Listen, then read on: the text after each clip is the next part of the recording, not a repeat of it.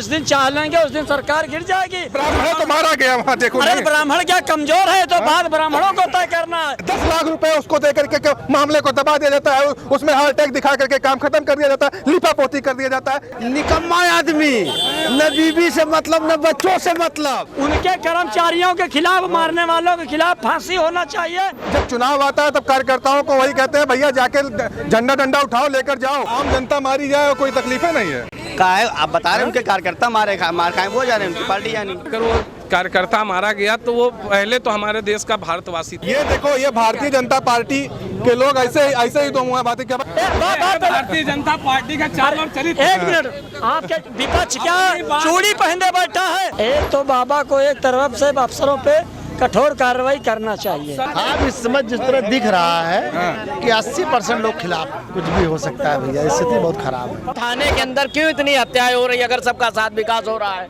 हमको नहीं तय करना है। काहे नहीं तय करना है? आप जनता नहीं है, अरे हम आप भारत जनता देश के हैं। नागरिक नहीं है, आप उत्तर प्रदेश के नागरिक नहीं है। चाहे हिंदू हो चाहे मुसलमान हो, सबको उस परिवार के साथ खड़ा होना चाहिए। झंडा डंडा ले करके झंडा लेकर पहुंचोगे। बिल्कुल, कई वर्षों से सारी सत्ताएं फेल हो चुकी हैं। भारतीय जनता पार्टी उसकी रीढ़ होती है ब्राह्मण, और ब्राह्मणों को जिस तरह मारा जा रहा है। 27 के सत्ताधीश कौन होगा? हम बहुजन समाज पार्टी को वोट करेंगे। कौन होगा? बहुजन समाज पार्टी। कौन होगा 27? अखिलेश यादव जी। सरकार बनेगी भारतीय जनता पार्टी की, आप नोट कर लीजिए। कौन बनेगा? बीजेपी। नमस्कार, मेरा नाम है सिद्धार्थ सूर्यवंशी। स्वागत है आप सभी का नारा टीवी के विमर्श मंच पर। दोस्तों, उत्तर प्रदेश की राजनीति में लगातार हलचलें देखने को मिल रही हैं। भारतीय जनता पार्टी के कार्यकर्ता मारे जा रहे हैं और उनकी ऐसे मारे जा रहे हैं पुलिस प्रशासन द्वारा कि इनकी मृत्यु तक हो जा रही है। वहीं समाजवादी पार्टी के कार्यकर्ताओं का हौसला बुलंद है, वो 27 में अपने सत्ताधीश का इंतजार कर रहे हैं। आइए उत्तर प्रदेश की राजनीति में क्या चीज़ें हैं, आइए हम लोगों से जानने का प्रयास करते हैं और जानते हैं कि उत्तर प्रदेश की राजनीति में क्या हलचल होने वाला है।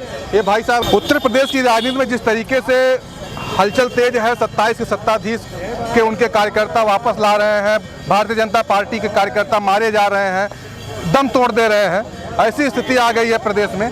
क्या होने वाला है 27 में? क्या ऐसा कुछ क्या होगा, बताइए जरा। देखिए 27 में फिर से आएगी और इस बार कोशिश है बहुमत के, तो बहुमत भी हो सकता है कि आए। ठीक है, किस तरीके से आप मान रहे हैं बहुमत आएगी? देखिए, कार्यकर्ताओं को मारा जा रहा है और ऐसा मारा जा रहा है कि उनका दम तोड़ दिए रहे हैं वो लोग। देखिए, जो गलत होगा वो गलत है, जो सही होगा वो सही है। देखिए, आज तक कोई ऐसी दल नहीं खड़ा हुआ आज तक जो हिंदुओं को सपोर्ट करे। ठीक है, कोई दल तो पैदा हुआ जो हिंदुओं को खुल के मुंह पर बोल सके कि हाँ भाई, तू भी इसी भारत में रहता है, तू भी इसी देश में रहता है। कोई नया दल खड़ा हुआ है, दिखा रहा है, अपनी संस्कृति बता रहा है, अच्छे से दिखा रहा है, और क्या चाहिए लोगों को?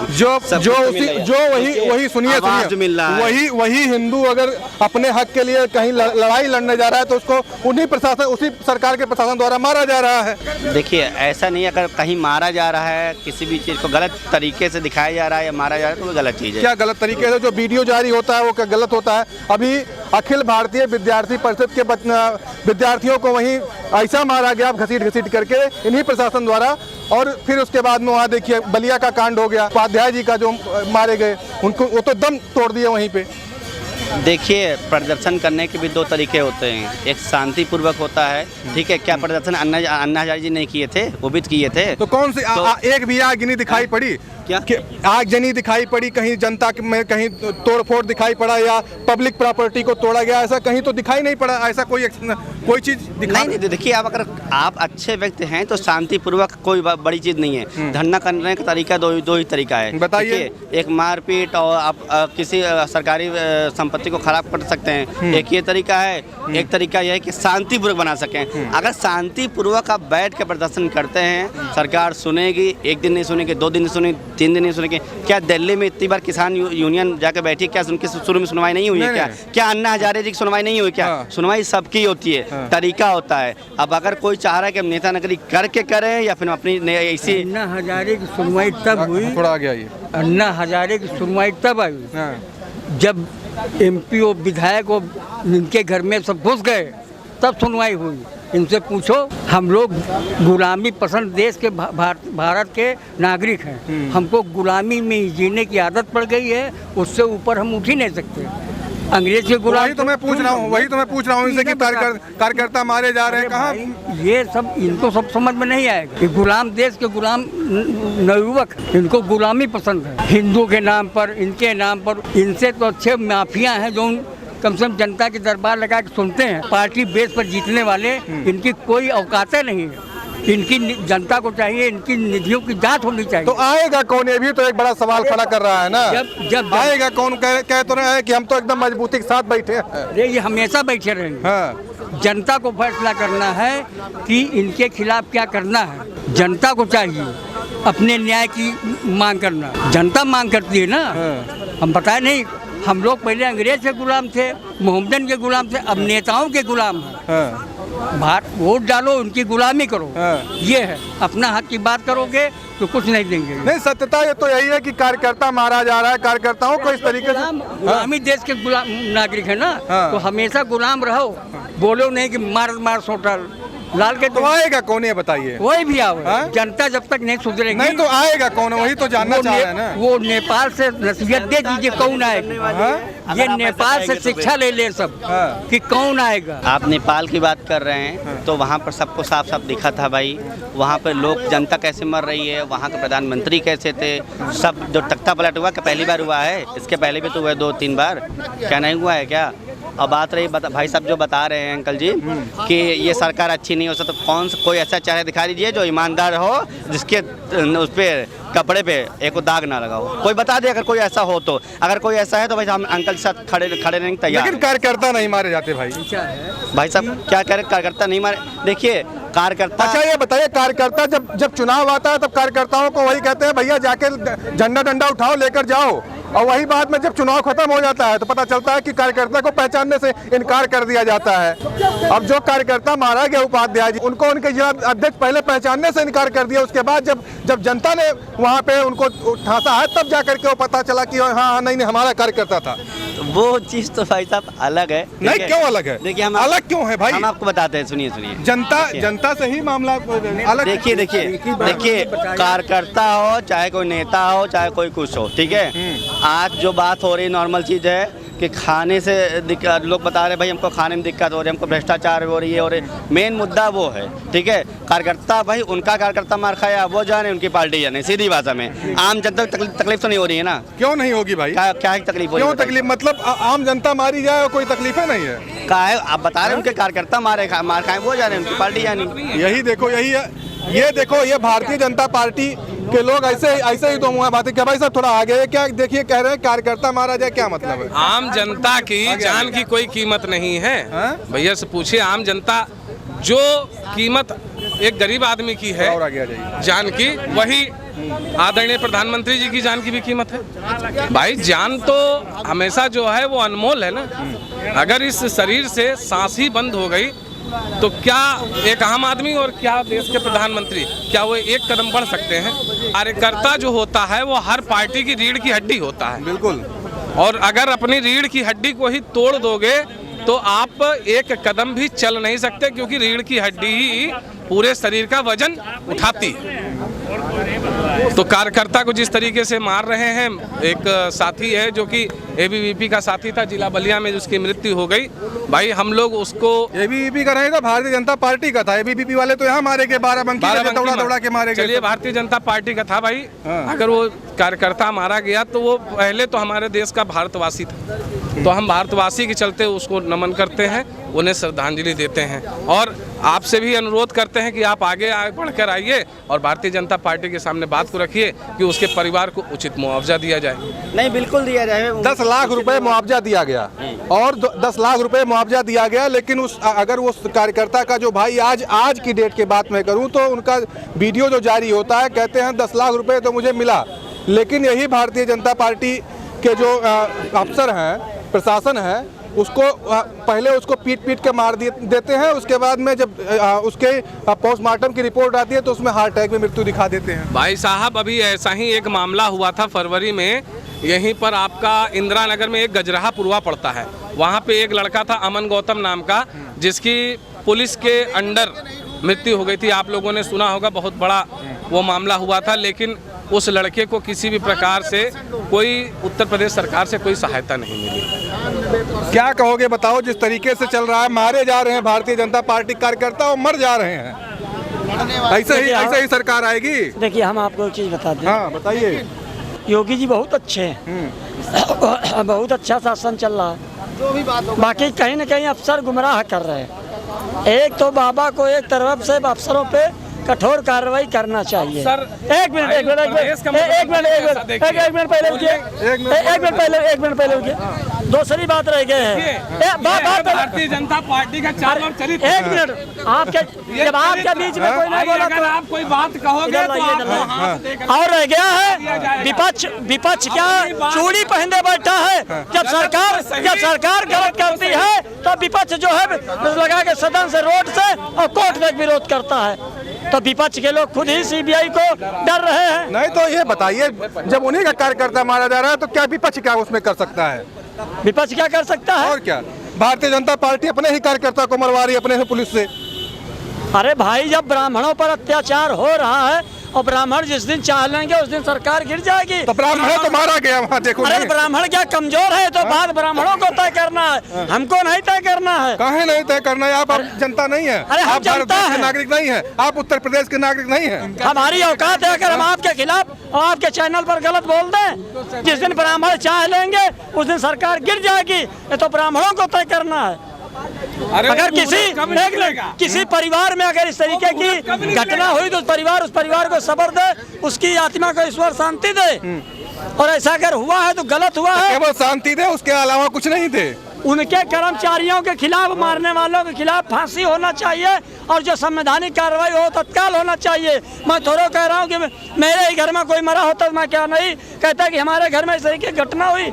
बाकी जहाँ तक सवाल है, जब सरकार तानाशाही करती है तो विपक्ष रोड से लगा के सदन तक विरोध करता है और विपक्ष के लोग खुद ही सीबीआई को डर रहे, तो विरोध कौन करेगा? ये भी तो एक चीज आप सुमाल लगा लीजिए। मतलब कि चाहे जो मरे, कोई दिक्कत क्यों नहीं है? क्यों नहीं खुल के बोल रहे हो भाई? अरे तो क्या कार्यकर्ता मरा है, क्या बेटा किसी का नहीं है? माँ ने 9 महीना पेट में रखा है, उनको सही माँ ने 9 महीना पेट में रखा। 10 लाख रुपए उसको दे करके मामले को दबा दिया जाता है, उसमें हार्ट अटैक दिखा करके काम खत्म कर दिया जाता है, लिपापोती कर दिया जाता है। क्यों नहीं कोई बोल रहा है? बिल्कुल बोलना चाहिए सबको। उस ब्राह्मण परिवार के पक्ष साथ में सबको खड़ा होना चाहिए। तो ब्राह्मण परिवार के साथ में सबको खड़ा होना चाहिए और उनको जो है दंडाहित कार्रवाई देना चाहिए। केवल अच्छा ये बताइए, अगर कोई किसी की डंडे से मृत्यु हो रही है, वहाँ पे केवल ब्राह्मण ही था क्या? अगर हम बात करेंगे वहाँ पे ग्रामीण समस्या को लेकर के वहाँ पे धरना होता है और यह सच्चे और कि पूरी थाना मिलकर के उसको मारती है, तो केवल उसमें ब्राह्मण ही था। यही विपक्ष की बात देख लीजिए। इटावा में यादव बनाम ब्राह्मण हुआ और अखिलेश यादव अपनी बिरादरी को इनाम देके और कार्यालय से जो है उसको सर सम्मान करके भेजा। तो इसी से आप व्याख्या कर लीजिए। तो उनकी छुट्टियां काटी गई थी तब बोले भेजे। अरे तो हम कहते हैं सारा विपक्ष रोड पे उतर पड़े, अभी कल सरकार जो है कंट्रोल में हो जाएगी। वो क्यों नहीं विपक्ष के लोग कर रहे? इसकी तो भी व्याख्या की जाए। हम किसी का विरोध नहीं कर रहे। हमारा कहने का मतलब है कि भारतीय जनता पार्टी के लोग जो उनका कार्यकर्ता है, एक छोटा कार्यकर्ता मरा, उसका विरोध करेंगे प्रशासन का कि नहीं करेंगे? सरकार कार्यकर्ता हो या ना हो, किसी का जान अगर जाता है तो जिसके परिवार में मरता है उससे पूछो। हम तो कहते हैं विपक्ष को और सारे चाहे हिंदू हो चाहे मुसलमान हो, सबको उस परिवार के साथ खड़ा होना चाहिए। ये थोड़ा हम कह रहे हैं कि जो है वो मरा है तो रामलीला हुई, इससे बड़ी निंदनीय घटना क्या हो सकती? उसके माँ से पूछो, उसके बाप से पूछो, उसकी जो है बीबी से पूछो, उसके परिवार से पूछो क्या बीत रहा है। कहने का मतलब प्रशासन जो है बाबा जी को खत्म करने में लग गया है। ये तो बाबा जी का जो है शासन बहुत बढ़िया चल रहा है, बाकी शासन अफसर चला रहे, इसमें कौन सा कहने वाली बात है? तो सही बोलो ना बतिया। तो हम सही का गलत बोल रहे हो। आदमी क्या बोलेगा? वो अपना घर परिवार छोड़कर दारू सफा में झोला लेके घूमता है। क्या कह रहे हो? निकम्मा आदमी, न बीबी से मतलब न बच्चों से मतलब, ये झोला लेको इस गली से उस गली रोज चक्कर काटता है। असली भारतीय जनता पार्टी वाले हैं ये। अरे पता नहीं, कभी कुछ बोलता कभी कुछ बोलता है। हम गलत बोल रहे हैं। आधा पागल आदमी। अरे यार ऐसे कैसे बोल दो? हाँ भाई कह रहे हैं आधा पागल है, आधा पागल है। इसको भी बच्चों की हाल क्या पता। एक झोला लिया है, कहाँ गया झोला जी दिखाओ। अरे ये भी भाजपा कार्यालय जाते हैं, ये भी भाजपा कार्यालय जाते हैं। भाजपा कार्यालय तो भाजपा का विरोध करे और लोग कार्यालय भी जाते हो, काम भी लेते हो, उसके बावजूद विरोध भी कर रहे हैं। अब बताओ। अबे हमने तो पूरी भाजपा की गवर्नमेंट बनाई है, और बताओ। अरे तुमने नहीं बनाई, प्रदेश की जनता ने बनाया है। ये भी बात सही। तुम झोला अकेले आदमी तो नहीं बना सकता, अकेला तो बीबी नहीं कहने में होगी, सरकार बनाना तो बहुत बड़ी बात है। ये भी बहुत बड़ी झोला बात है। कहाँ गया तेरा, ये बताओ। इनको बांधो पहले, झोला कहाँ गया। अच्छा ये बताइए श्रीवास्तव जी, ये बताइए जिस तरीके से भारतीय जनता पार्टी में आग लगी हुई है, क्या होगा 27 का हाल तो बड़ा बुरा चल रहा है। अब इस समय जिस तरह दिख रहा है कि 80% लोग खिलाफ हैं, 80% जनता खराब है, मतलब जनता आक्रोशित है, कुछ भी हो सकता है भैया, स्थिति बहुत खराब है। देखें नेपाल में तख्ता पलट हो रहा है, यहाँ क्या होगा, यहाँ सरकार पलटेंगे नहीं पलटेंगे। पाएगा। देखिए नेपाल की व्यवस्था, वहाँ की आबादी 3 करोड़ है और हमारे यहाँ खाली एक प्रदेश की आबादी कितनी है आप जानते हैं। तो ये सब यहाँ पे नहीं हो पाएगा हमारे इंडिया में, लेकिन ये है कि छुटपुट घटनाएं ये जो है विपक्षी लोग करा सकते हैं। नहीं, जिस तरीके से भारतीय जनता पार्टी का कार्यकर्ता, अभी देखिए एबीवीपी के लोगों को मारा गया, प्रशासन, अगर हम सरकार पे सवाल नहीं उठा रहे, सरकार बहुत अच्छा कार्य कर रही है, लेकिन जो वहाँ उसके अफसर बैठे हुए हैं, मलाई खा रहे हैं, वही दनादन मार रहे हैं। तो सरकार वही तो गिराएंगे। छात्र विरोधी है। अरे भाई 10 साल हो गया, 8-9 साल हो गया, उनका भी तो पेट भर चुका है भाजपा से। अच्छा, पेट भर गया है। हाँ, अब 10 साल हो गया, 5 साल सबको मौका दिया गया था।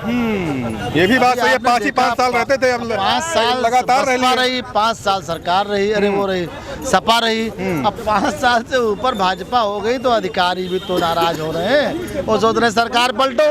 अब सरकार पलटने के लिए जो जीव हत्या कर रहे हैं, ये आदमियों को मार रहे हैं, और भारतीय जनता पार्टी की एक विशेष समाज होता है, एक जाति होती है, उसकी रीढ़ होती है ब्राह्मण, और ब्राह्मणों को जिस तरह मारा जा रहा है इसमें भारतीय जनता पार्टी की सरकार में बहुत ही निंदनीय है। सरकार का मतलब है कि सभी वर्गों के लोगों को एक साथ लेकर चलना, कानून व्यवस्था मजबूती से बनाए रखना, और अगर कानून तो रही सबका साथ सबका विकास, भैया सबका तो क्यों विश्वास। इतनी हत्याएं हो रही थाने के अंदर, क्यों इतनी हत्याएं हो रही अगर सबका साथ विकास हो रहा है।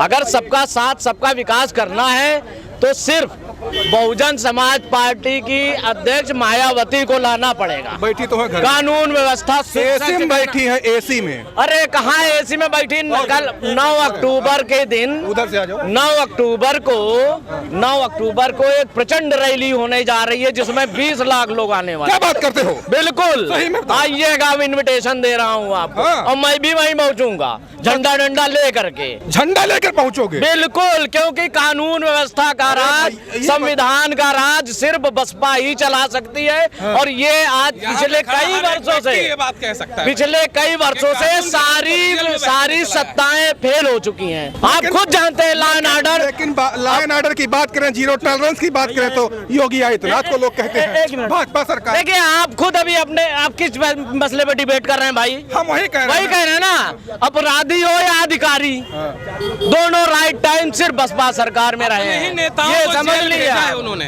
अपने ही नेताओं को जेल भेजा है। अगर नेता पुलिस की पकड़ से बाहर है तो बहन जी ने कहा ठीक है, आपकी पकड़ से बाहर है, मैं उसको बुलाती हूँ, और बुला के डीजीपी को, एसएसपी को हाथ में दे दिया है कि ले जाओ।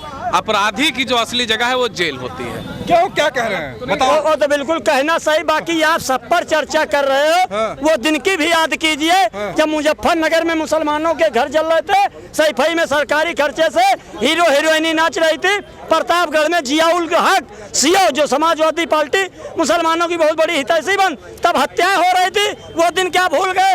विपक्ष में स्वामी प्रसाद मौर्य जी ही बहुजन समाज पार्टी के नेता थे, तब कितना कानून व्यवस्था बढ़िया चल रहा था। यही भाई लोगों से अपने पूछना चाहिए। उत्तर प्रदेश में सत्ता तो उस समय समाजवादी की थी भाई, सत्ता समाजवादी की थी, तो क्या विपक्ष से सवाल पूछोगे? मुजफ्फरनगर 2014 का है, और 14 में पूछ लीजिए, अगर इनकी गणित अच्छी हो तो 14 में पूछ लीजिए किसकी सरकार थी। मुजफ्फरनगर एक नहीं 500 जंगे, मुजफ्फरनगर दंगा त्यारा का है।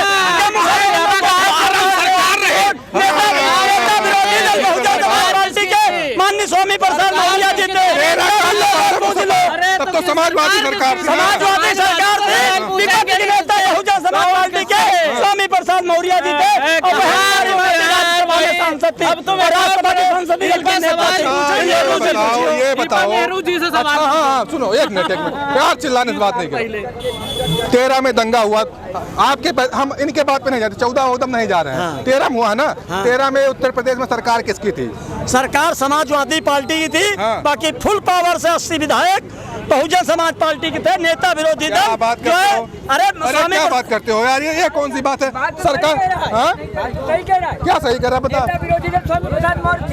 नेता विरोधी दल थे ना, नेता विरोधी दल थे। सरकार किसकी थी? सरकार अखिलेश की थी। तो सरकार हम भी बता रहे हैं समाजवादी पार्टी की सरकार थी। ये प्रताप के हमले में सीओ की हत्या हुई और मुजफ्फरनगर में मुसलमानों के घर जल रहे थे। सही पहले 54 विधायक तो भाजपा के भी थे। नेता विरोधी दल से जन्म बड़ा मुद्दा। अरे हम कह रहे 47 थे। 47 थे। देखो चलो 47 ये कुछ नहीं कि बसपा आ जाएगी। बसपा की पोल तो हमसे पूछो, बता दो। जो 302 कर दे वो बसपा के पक्ष में आज भी है और मेरा रिश्तेदार है। हाँ, और 302 को तो मैं जानता हूँ। यहाँ पूछे गए का रिश्तेदार नहीं है और उसी दिन से वो बसपा में हो गए। यही के सामने 302 करने वाला बसपा में हो गया खर से। बसपा की वजह से बच जाएंगे। मायावती को न्याय प्रसंगत बात करती। मायावती के बिरादर हावी गुंडई पर, इसलिए मायावती गई। अखिलेश कह रहे अखिलेश बिरादर हावी।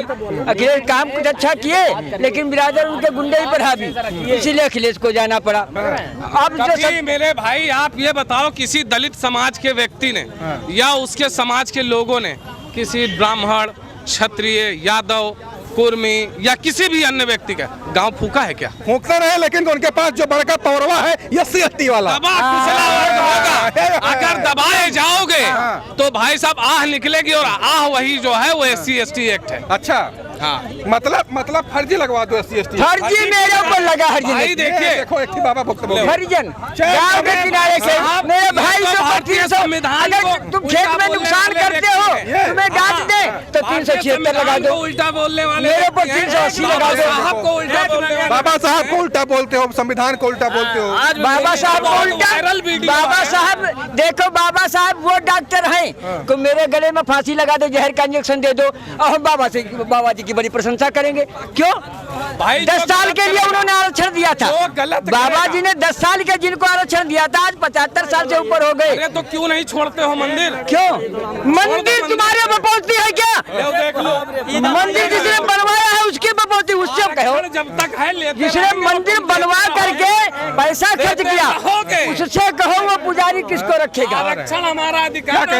एक मिनट, ये लोग चिल्ला रहे हैं। बाबा साहब ने कहा था पढ़ो लिखो, DM बनो, MP बनो, शिक्षित रहो, सुरक्षित करो, संघर्ष करो, अपना अधिकार पहचानो, दूसरे की मदद करो।